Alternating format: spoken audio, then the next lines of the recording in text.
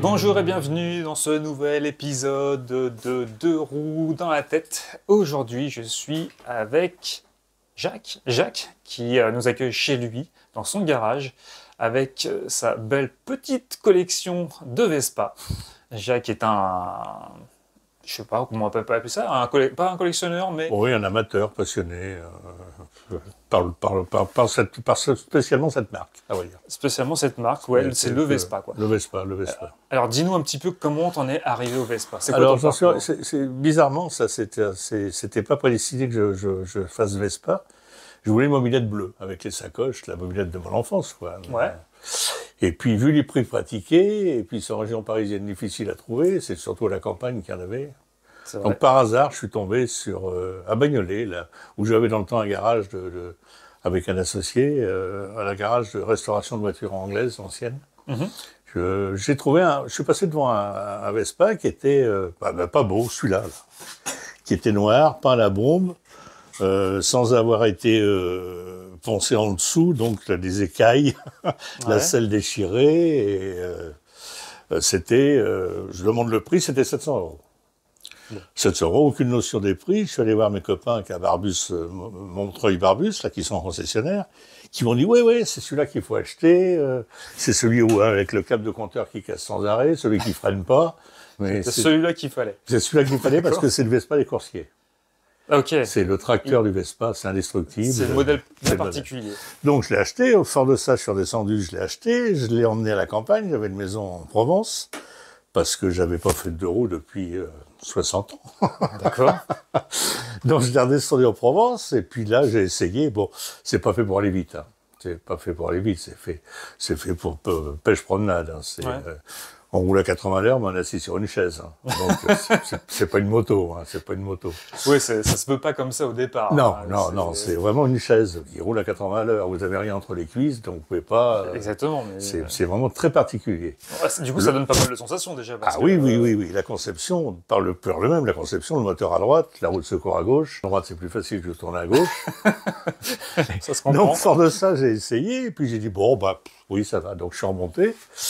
Et puis, je me suis mis à le démonter, à le restaurer, à me renseigner à droite à gauche. Alors, faut dire qu'au départ, t'es quand même mécanicien. Alors oui, j'avais un garage, comme je disais tout à l'heure, j'avais un garage de voitures anglaises, mais encore une fois, rien à voir avec le deux temps, quoi. J'ai commencé par acheter une table médicalisée. Alors, on va la filmer parce que c'est pas banal. Que j'ai transformée avec une plaque pour faire un élévateur.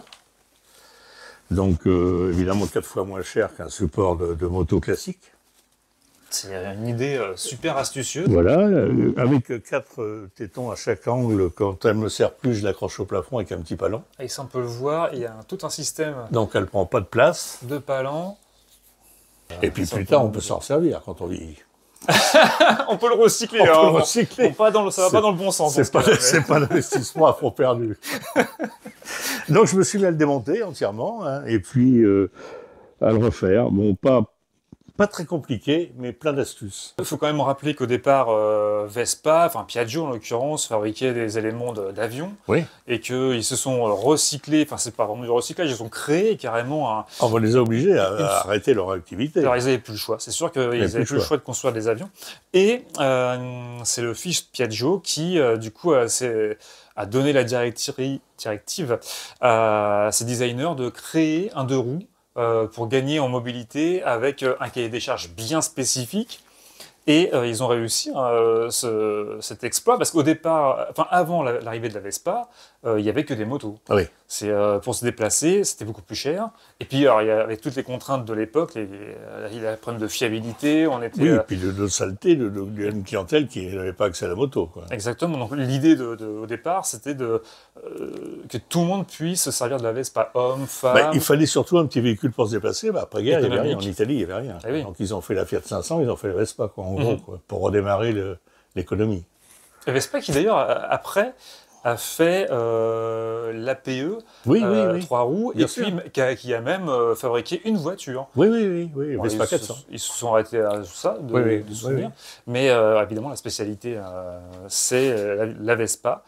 Et donc, initialement, elle ressemblait pas tout à fait à ce modèle-là. Celui-là, on peut rappeler la c'est-à-dire NES, que tout ça a été dépecé, il n'y avait plus rien. Il y avait un guidon un peu corne de vache, ouais. Et puis ils avaient mis le phare sur le garde-boue, ce qui s'appelait phare au basso. Le look de 1945 ou le look des derniers en 90, c'est sensiblement le même. Comme on reconnaît tout de suite que c'est un Vespa. Donc du coup, alors celui-là, ça t'a permis de te faire la main. Alors celui-là, ça m'a permis de me faire la main. Donc après, il y a eu le problème de la peinture. Alors la peinture, à savoir que bon, c'est tout en tôle, hein, sauf ça qui est en plastique et ça qui est en plastique. Tout le reste est en tôle. Et là, on se heurte à la peinture et de trouver des peintres en région parisienne. C'est plein de petits bouts à peindre, donc c'est très embêtant, c'est pas facile. Ça gâche beaucoup de peinture, j'imagine. Ça gâche beaucoup de peinture, il faut l'accrocher parce qu'avec la pression du pistolet, la pièce elle s'en va, donc il faut, en plus, il faut bloquer ça sur des chevalets, sur des petits trucs, pas facile. Donc 1500. 1500 € pour faire repeindre intégralement un Vespa. Voilà. Et il y a beaucoup de pièces peintes aussi, c'est ça? Oui, il y a beaucoup de pièces, C'est impressionnant. Et puis, bon, donc j'ai cherché à droite à gauche, et puis je suis parti dans l'époxy. Ok. Donc j'ai tout démonté, j'ai fait sabler la caisse, j'ai fait passer la caisse en sablage époxy, c'est-à-dire anti-rouille. Ouais. Et après, je l'ai vérifié, et quand je l'ai vérifié, je l'ai rapporté, et on m'a fait la peinture définitive. Alors l'époxy, ça s'applique pas de la même façon qu'une peinture classique. Non, pas du tout. Ce qui explique la différence de tarif aussi, voilà, puis, les matériaux. Mais alors le seul problème, c'est que après il faut acheter une peinture orale, forcément, il faut chercher dans une peinture orale pour avoir le coordonné avec la peinture pour le plastique. Et ça, on trouve l'équivalent. Aucun problème. Aucun problème. Aucun problème. Donc, on trouve facilement des peintres qui fonctionnent comme ça avec de la. C'est plus de la peinture, c'est plus des peintres. C'est même plus des peintres. Ah non, c'est l'époxy, c'est ceux qui font les barrières pour les communes, c'est ceux qui font les rampes d'accès, c'est ceux qui font les garde-fous, c'est ceux qui font les persiennes pour les immeubles. Et alors, du coup, on trouve facilement ce genre de. Oui, par exemple, ça va disparaître aussi parce qu'évidemment, c'est oui, et puis c'est des produits toxiques, donc ça va être. Alors en gros, c'est de la poudre de plastique qui pulvérise avec un pistolet, qui fait une vapeur, et la pièce qui peigne est en cathode-anode, et ça vient se coller dessus. Et après, ça passe dans un four à 160 degrés. Alors l'avantage, au-delà du prix, c'est qu'en plus, c'est moins sujet aux rayures. Ah oui, plus solide. On est plus dans le satiné que dans le brillant. Dans le satiné, voilà, ouais. Alors ça donne un look très sympa aussi. Oui, non, c'est bien. Non, c'est pas. En plus, celui-là, bon, il commence à être un peu vieux, il mériterait un petit coup de polish. Ouais. Ah, on peut polisher quand même. Oui, on peut repolisher. Ouais. Et puis, ça fait un petit peu plus d'orange que la peinture. Oui, on n'a pas ce rendu-là. Mais sauf que c'est. Alors, je vous disais, sablage, peinture époxy anti-rouille, peinture définitive, il n'y en a pas pour 500 €, quoi. Ah ouais. Donc c'est pratiquement 3 fois moins cher qu'une peinture. Ça permet de faire une restauration à moindre coût, avec un rendu finalement vintage, mais qui marche bien, qui reste dans l'esprit. Là, et puis en plus, on garde la référence de la couleur de base. Ah oui, vous pouvez prendre la couleur que vous voulez. Puis alors, en peinture orale, il y a 1 milliard de couleurs. Hein. Ouais. Les jambes, pareil, sablé époxy. Alors du coup, là, celui-là aussi a eu... du coup, des jantes refaites à neuf. Ah oui. De toute façon, il a été refait complètement. Ah, il a été refait complètement. C'est ce que tu as fait, c'est ton œuvre en fait. Ouais. Et est-ce qu'on peut parler en même temps de la selle? Est-ce que c'est un choix personnel? Parce que c'est fleuri. C'est mes petits-enfants qui m'ont acheté ça. Ah d'accord. Ça vient de Bali, à vrai dire. Mais alors, c'est une housse simplement? C'est une housse, oui. C'est une housse qui est faite exprès ou c'est oui, c'est une housse pour Vespa. C'est une housse pour Vespa. D'accord. Parce que les Indonésiens sont cinglés de Vespa. Ah d'accord, il y a une grosse parce que Piaggio à un moment a arrêté de faire des Vespa. Ouais. C'était un peu, ça déclinait un peu, donc ils ont vendu toutes les licences aux Indes et dans tous ces coins là-bas, il y a beaucoup de Vespa. Et fort que ça repartait, Piaggio a racheté de nouveau pour réimporter. En même temps, il reste plein d'accessoires et tout ça qui viennent des Indes et qui viennent du Pakistan, qui viennent d'Indonésie. Une question qui me taraude, c'est que je vois, on connaît tous la forme des Vespa, mais on en voit aussi comme celui qui est rouge derrière, avec un système de double selle. Alors, c'est plutôt les anciens. Les anciens, au départ, il a été créé avec des... C'est quoi? C'est des selles de vélo, en fait? C'est de mobylettes? J'ai aucune idée, je ne sais pas. Non, il y avait beaucoup de motos après-guerre qui avaient des selles comme ça. Hein. Oui, c'est vrai. Les motos bécanes chez nous, les motos françaises, souvent, elles avaient des selles en caoutchouc. C'était souvent en caoutchouc. Ouais. Elles étaient même rouges, elles étaient un peu marronasses, un peu... Alors, quand tu l'as récupéré, il était dans quel état, en fait? Pourri. Pourri complètement. Ouais, pourri. Ouais. Alors, du coup, tu as refait la carrosserie? Alors, j'ai pas refait. À vrai dire, entre-temps, j'ai trouvé une école de carrosserie peinture. Ah oui, c'est ça. À Neuilly-sur-Marne.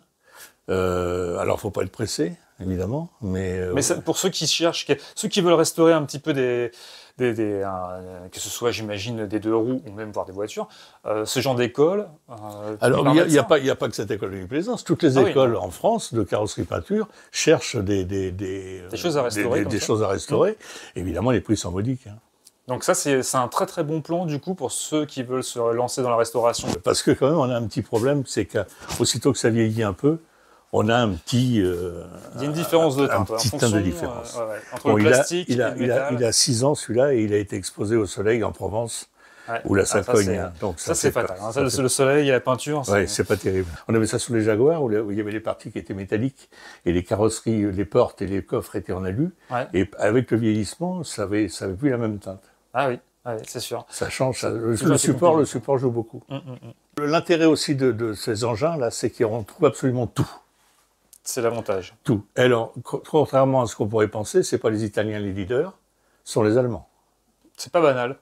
C'est pas banal pour un scooter 100% italien. Ou alors, ils ont absolument tout. Ils font des monstres de 400 cm3, des pièces de compétition. Ça, c'est les Italiens qui font de la préparation beaucoup sur Vespa. Beaucoup. Ça, c'est délirant parce que quand on voit que le Vespa, au départ, est plutôt un moyen économique de se déplacer et qui n'a jamais été pensé pour faire de la course. Les courses en Indonésie, c'est des trucs de fou, quoi. C'est vrai. C'est des casse-coups. Ils frottent le tablier. Hein, quand même, quand on voit, c'est quand même assez haut. Qui se couche, oui. Non, c'est... Bon, surtout quand on est le pilotage de l'engin, quand on connaît comment ça fonctionne. C'est sport, du coup. Oui. C'est sport. Hein. Donc, alors absolument, pour les pièces, il n'y a vraiment aucun problème. Par contre, alors encore une astuce, c'est que souvent la pièce, vous avez trois prix. Vous avez la pièce Piaggio, que Piaggio fabrique toujours, qui coûte 2 fois le prix de la pièce indienne, ou de la pièce refaite par du Tartampion. Alors, est-ce qu'on sent la différence? On sent la différence. Quand la boule, le frein, elle casse, quand on freine, on sait que c'est indien. C'est un signe. Oui, donc ça, c'est clair. Donc là, il ne faut pas mégoter. Quoi. Il faut mieux acheter... Autant sur une pièce plastique, vous achetez indien, il y a un petit peu de lime, un petit peu d'ajustage pour la monter, c'est pas très grave. Ouais. Autant sur des trucs de sécurité, on va bien prendre ce qu'il faut. Il y a un gros écart de prix? Ah oui, ça peut aller du simple au double. Du simple au double. Un jeu de câble pour ça, là, ça vaut 23 €. Chez Piaggio, ça vaut peut-être près de 35, 40. Alors, est-ce que c'est fiable? Oui. Une fois que c'est restauré, on est tranquille. C'est indestructible. C'est pour ça que c'était le Vespa des coursiers. Vous savez, souvent, ils mettaient une bulle énorme, vous vous rappelez? Oui, alors ça, j'ai appris finalement que c'était d'origine, c'était une option. Oui, ça pouvait, c'était les options. Et ils avaient surtout le porte-bagages, avec la caisse derrière. Le porte-bagages qui est très recherché, évidemment qu'on ne trouve plus, parce que tout le monde les a achetés. Ouais. Mais on trouve encore, c'est quand même anecdotique, mais on trouve encore des coursiers qui utilisent des Vespa. Peut-être par nostalgie, pour un bel objet. Mais c'était vraiment indestructible. Et ils avaient tous... à tel point que c'était facile à réparer. Moi, j'en connaissais. Là, ils avaient un piston et 3 outils dans la boîte à gants. Et ils avaient un souci. Ils couchaient le Vespa, ils tiraient, ils changeaient le piston sur place. Et quand on connaît bien la machine... changer un piston, là, c'est 2 heures. Le fait d'avoir un amortisseur par côté, en fait, ça libère la roue qui est fixée. On le voit ici, là. Qui est fixé que d'un côté. Oui. Et tout de suite, on a accès, on peut changer le pneu très facilement. Ça, et le pneu sur la jante se défait en 2 morceaux. En plus, ouais. Elle s'ouvre en 2. Alors, c'est évidemment pas du tubeless, du coup, on est sur un Alors, les Allemands ont fait une jante tubeless. Ah ouais. Mais pas en 2 parties. Non, elle est fixe, évidemment. Voilà. Ça, c'en est une, du coup. Ça, c'en est une. Ouais. Qui a été sablée, repeinte en époxy. Voilà, avec des petits pneus. Bon, un pneu, c'est 30 €, 35 €. Ça va de 35 à 80 si vous voulez un pneu. Vu le dessin, c'est du Michelin, c'est ça? Oui. Et c'est un modèle qui existe depuis les années 50, je ne sais pas. Mais les ans. Oui, il se fait toujours celui-là. Il se fait toujours. Le motif très particulier. Oui, c'est toujours le même. Alors, je ne connais pas son petit nom à ce pneu, mais en tout cas, c'est celui-là. Classique. Il y avait un rétro, parce que je vois qu'il y a sur celui-là, il y a un rétro. D'origine, il y avait des rétros? Alors, il y a plusieurs versions. Il y a des versions qui avec le support ici. Ah ouais. Ou alors, il y a des versions avec des trous là et là. Plus récentes ou pas Non, forcément? non. C'est là, il y a l'emplacement derrière. Il y a l'emplacement derrière, mais ils ne l'ont pas forcément fait. Non, ils ne l'ont pas forcément fait. Les gens les mettent sur les tabliers, là, avec des pinces. Ah oui. Quelle année celui-là, on rappelle? Bon, ça, les années 60, 75, 80. 75 à 80, c'est à peu près ça. Ouais. Et alors, si on passe à celui-ci... C'est un petit peu avant, là. C'est 78, 79. C'est juste l'ancêtre de celui-ci. Alors, il n'y a pas une grosse différence. Ouais. La partie ici est un peu différente. Ouais. Si on compare... Il est marqué Piaggio en haut. Alors que là, il ne l'est pas. Il a encore l'ancien sigle. Ah oui. Là, c'est le nouveau sigle. Qu'ils ont toujours, d'ailleurs. C'est toujours celui-là qui est utilisé. Hein. Il y a évidemment la poignée de ce côté-là où il n'y a pas le support pour clignotant. Ouais. Qui y a de ce côté-là. D'accord. Là, c'est... Clignotant, droite-gauche. Ah oui. On a le clignotant ici. Voilà, droite-gauche. Droite-gauche. Ah, c'est très simple. Et clignotant là. Évidemment. Et là, donc, ce modèle est avec clignotant, mais la génération d'avant n'avait pas de clignotant. Non, c'était pas une obligation à l'époque. C'était pas une obligation. Il fallait tendre le bras. Bon, après, ça roulait pas très vite non plus. Tendre le bras. C'était pas loin Alors, du vélo. maintenant, il y a des modifications. Ceux qui veulent, comme ce modèle-là et qui veulent les clignotants, on perce ici et on met une boule. Un peu comme les BMW. D'accord. Il y a une possibilité de mettre des clignotants adaptables. D'accord, intégrés dans la poignée. C'est classe en même temps. Sinon, il n'y a pas une grosse différence. Hormis, encore une fois, oui, le verrouillage des ailes. Alors là, c'est très particulier. Les ailes se les verrouillent comme ça, alors que sur celui-ci, ça aussi, c'est extraordinaire, le système. Bon, ça, on retire ça, évidemment. Je l'avais préparé. On retire. Et là, vous avez une petite manette. D'accord. Vous faites ça. Et là, de sortir. Tout simplement. Sans débrancher un clignotant. Parce que vous avez le témoin qui est là. Ah ouais, c'est un contacteur. Et la masse est là. Incroyable. Bien vu, hein. Franchement, bien pensé. Et fiable, du coup, quand même. Ah oui, super fiable. Ouais. Oui, pas trop. Donc là, vous avez sur le moteur, la bougie, vous retirez le cache, vous avez la culasse, et puis vous retirez le piston, je vous dis, une demi-heure, 1 heure, allez. Ouais, super simple. Hein. Voilà. Alors, la différence avec l'autre modèle, parce qu'on voit qu'esthétiquement c'est très proche, on voit cette petite chose ici, qui est donc le témoin, le témoin d'huile. Voilà.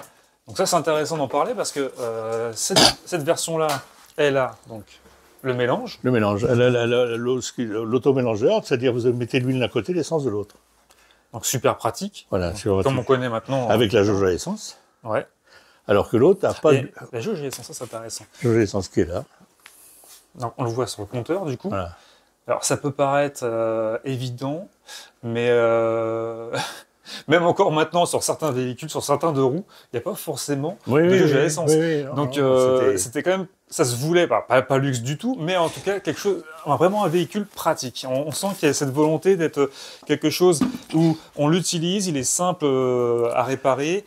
Et surtout, on ne se salit pas à l'utilisation. Et à la limite, pour ceux qui débutent un peu en mécanique, finalement, si on veut faire de la restauration, si on aime la restauration, qu'on débute un peu en mécanique, c'est une bonne idée. C'est du niveau de la mobilette. Hein. Ouais, on est sur quelque chose de très simple. C'est vraiment du basique. Hein. C'est vraiment du basique. On viendra après sur les moteurs, parce que je sais qu'il y a un secret derrière. Mais si on compare avec l'autre version, bon, qui est alors l'autre intéressant par son version pareil, coupure d'essence droite-gauche, starter, enfin, tout ça c'est fameux robinet, c'est monté à blanc, mais là par contre en dessous, donc là pas de en dessous uniquement remplissage d'essence. Voilà, donc on n'a pas de voyant pour voir s'il reste de l'huile ou pas, on a juste de quoi remplir. Alors c'est pareil, hein, très simple hein, le système pour l'alimentation d'essence. Regardez comment c'était bien vu pour le sac de madame. Ça, c'est quand même classe. Alors, on l'a vu sur d'autres, enfin, sur des scooters plus modernes, mais à l'époque, c'était incroyable. Ouais. Incroyable. Et alors, la petite histoire aussi, c'est qu'au niveau de la conception, on n'est pas, contrairement à une moto, on n'est pas sur un système de tube. Tout est en tôle, embouti. Tout est en tôle. Tout ça, là, tout ça, c'est de la tôle. Et puis de la tôle, vraiment de la tôle. Hein, ça, c'est quelque chose qui n'existait pas. C'est le Vespa qui a inauguré ce type de et vous avez la cellule qui comprend. Là, on le voit bien. La cellule, c'est tout ce qui est blanc, quoi, en gros. Ça, c'est en une partie. C'est une partie. D'accord. C'est toute la structure du scooter. Avec encore un détail qui tue, hein, le frein à pied. Ah oui. On appuie sur la pédale, en même temps, on voit que derrière ce qui se passe. Ça, c'est vraiment, on sent ce côté très mécanique. Et aussi les vitesses, 4 vitesses, mais à la main. Alors, comment on passe les vitesses? Alors, les vitesses, on passe ici. On passe les vitesses à gauche. En même temps, on débraye et on fait tourner, clac, clac, clac, clac. On fait tourner, d'accord, pour passer les vitesses. Là, vous l'avez plus. On débraye et on tourne. Eh ouais. Ah, j'avoue, je ne connaissais pas. Ça demande un coup, une habitude, j'imagine, à conduire. Hein. Alors évidemment, tout ça, c'est des accessoires d'époque. Hein. Ça n'existait pas, c'est pas livré avec. Ah oui, d'accord. Ça, c'est des pare-chocs. C'est les protections. L'antivol, fait de là, et qui vient se mettre au bout. C'est l'antivol d'origine. Oui. Ah oui, il y avait un anneau. Et on le met là. Mais il n'y avait pas un système d'anneau? Alors, il y en avait qui avait un anneau. J'ai déjà vu des anneaux sur les Vespa. Celui-là, il n'a pas d'anneau. On le débranche de là. Et la boule d'ici vient ici. Ça verrouille le... Super astucieux. Super astucieux. La boîte à gants, ça ne veut jamais faire quoi de vos... C'est comme à tous les Vespa, mais quand même, c'est... Mais à l'époque, il n'y avait pas. Les motos, il fallait avoir une sacoche. Super pratique, ouais. À l'époque, il fallait avoir des sacoches, des choses comme ça. Là, une boîte à gants qui ferme à clé. Qui ferme à clé. Sur tous les modèles, non? Pas forcément. Oui. Même les premiers. Incroyable. Et alors, on voit cet accessoire-là aussi avec... C'est quoi? C'est un repose-pied? Ah, ça, c'est le repos pour le passager. Pour le passager. Ah, oui, d'accord. Alors que ça, c'était d'origine ou non? C'était une option? Ah non, c'est des accessoires, tout ça. Accessoires, tout ça. D'accord. On a fait quand même plus discret pour poser les pieds. C'est vrai qu'on sent quelque chose de très adapté. Mais bon, ouais, ça fait partie du charme en même temps des Vespa. Et donc, alors, par rapport à celui-là, pour en finir avec celui-ci, le graissage qui est quand même très important. Le graissage, là c'est à vous de faire le mélange. Ouais, c'est pas... Comme dans le temps avec la petite pompe, vous vous rappelez? Ouais. Mais d'ailleurs, ils vendaient, jusqu'à dans les années 90, il y avait encore des mélanges qui se faisaient en station-service. Oui, les petites pompes à essence. Pour ceux qui étaient en mobilette, c'était pratique. Oui, là c'est fini. Après la mobilette... Là, maintenant, vous achetez ça et... Oui, voilà, c'est ça. Voilà, et puis dans le bouchon, vous avez le dosage qui va vous donner le dosage. Alors, on ne graisse plus beaucoup, on graisse à 2% maintenant. D'accord. Alors qu'à mon époque, les mobilettes, on faisait 5, 6. C'était plus riche. C'était plus riche parce que les huiles n'étaient pas bonnes. Maintenant, c'est des huiles extraordinaires. On peut passer au troisième Vespa, enfin le quatrième du coup, parce qu'on a déjà passé. Alors ça c'est ce qu'on appelle une petite coque. Ils ont fait des 50 cm3. Et une année, il y en a un qui a décrété, enfin une année non, ça a duré 3-4 ans je crois, de mettre un moteur de 225 sur une petite coque. Donc ça c'est fou finalement, parce que sur une coque d'un petit scooter, parce qu'on ne s'en rend pas forcément compte à l'écran je pense, mais il y a une petite différence notable quand même entre le Vespa classique et le petit 50. Et vous osez mettre un 125... Il y a un argent de tablier, vous voyez, et puis la hauteur, vous voyez, quand je me mets à hauteur, non, il est vraiment petit. Il est petit et ils ont osé mettre un moteur de 125. Ils ont mis un 125. C'est audacieux. Alors du coup, en termes de sensation, ça doit être quelque chose.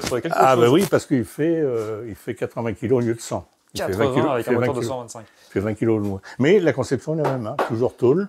100%. Et là, il n'y a plus de plastique, même parce que c'est plus vieux. Tout ça, c'est en tôle. Et du coup, bah oui, alors c'est la descente. J'ai pas posé la question, mais oui, effectivement, c'est le klaxon qu'on voit. Oui, c'est le klaxon. C'est le klaxon. Alors qu'avant, il est sur les autres. Il est dedans, mais encastré. Mais il est là. Ouais. Et là, il n'y a pas de plastique du tout. C'est très drôle, on croirait un micro. Ça, c'est en aluminium. Oui. Ah oui, même cette partie-là. Il n'y a aucun plastique. Ouais. Les micros des années 40, c'est vraiment sympa. Là, il y a une petite boîte à gants. Ah alors, oui, on garde l'esprit... On met un peu d'outils, et puis on met un petit bidon, parce que là, il n'y a pas de naissance, il n'y a pas de jauge. Oui, il faut mieux prévoir. Donc on a un petit bidon d'1 litre. Alors j'ai un souvenir d'avoir déjà vu des Vespa avec le pneu à l'arrière. Oui, après tout ça c'est des kits. Il y en a qui celui-là il l'a là, on peut le mettre transversal. Parce que on peut la mettre à l'arrière. C'est vrai qu'on il le mettait un peu partout. Alors donc ça veut dire que dans ces cas-là, il n'y avait pas de pneu latéral, parce que on pouvait prendre en option, c'était soit la roue, ou soit c'était un coffre. Ah oui. Donc ça, là encore, c'est astucieux, en fonction du besoin du client au départ, c'est de ses goûts. C'était comme vous vouliez, comme vous vouliez. Et là, pareil, le système est le même, la selle se lève, et vous avez encore un petit coffre ici, et mélange... Donc là, par contre, mélange à faire soi-même. À faire soi-même. Primavera, il a les vis platinées. Il n'a pas d'allumage électronique. D'accord. Alors qu'après, ils l'ont fait en ET3, s'ils l'appellent ET3, où il a l'allumage électronique. La vis platinée, niveau fiabilité... Alors, ça aussi, là-bas, l'autre là-bas, là-bas, vis platinée. Ouais. Et celui-là, allumage électronique. Et en termes d'entretien, du coup, c'est au niveau de la cheville que ça change tout. Ça marche. Vis platinée. C'est aléatoire. Faut les persévérer. On devenait plus musclé de la cheville, d'accord. Un peu plus compliqué. On va passer voir la seconde salle, là où tout se passe. là où on passe plus d'heures, j'imagine. Donc beaucoup d'outils, évidemment. Ça, c'est l'ancien mécanicien qui est habitué à ses repères.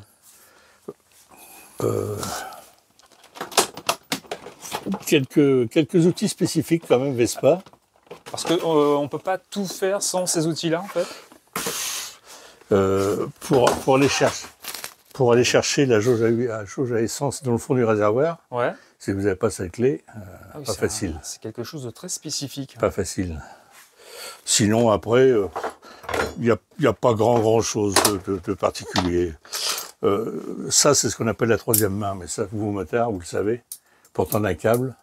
D'accord. Quand il faut tendre le câble et serrer le serre-câble, effectivement. alors c'est la troisième main, on accroche le câble, on tend, et puis on a les deux mains de libre et on peut serrer le serre-câble comme on veut. Donc ça, impératif. Enfin, impératif.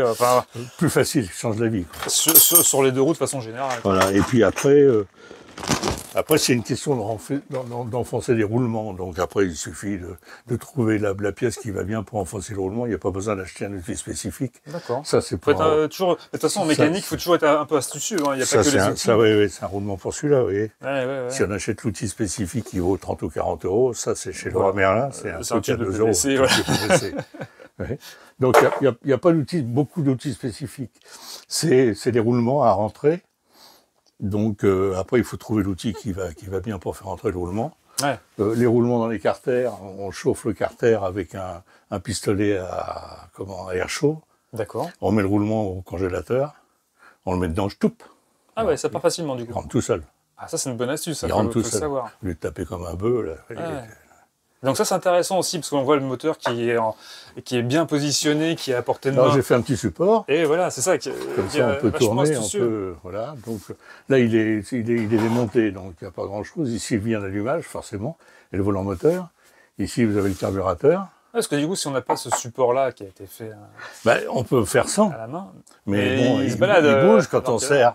Quand on serre, il va bouger. Alors qu'ici, quand j'ai besoin de serrer, je mets un serre-joint.